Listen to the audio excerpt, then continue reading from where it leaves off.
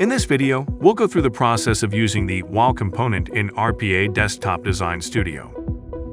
First, open the Toolbox pane in RPA Desktop Design Studio. Expand the Loop section and drag and drop the while component onto the design surface. Double-click the field under the while component bar to enter the condition in the field. For this example, enter I less than equals 10, where I is the parameter. Expand the General section in the Toolbox pane and drag and drop the variable component onto the design surface.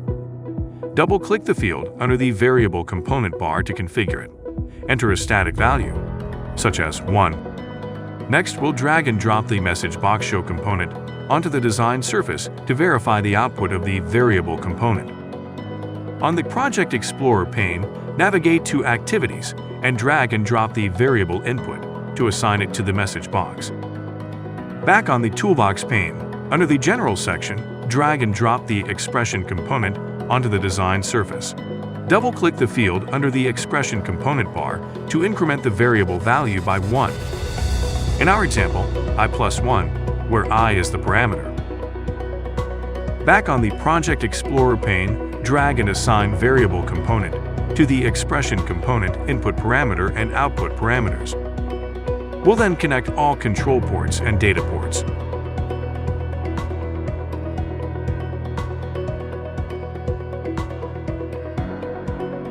Then we'll run the automation. Since the variable is set to 1 and satisfies the condition in the while component, the message box will display 1. Click OK to close the message box. The process will repeat until the condition is no longer satisfied.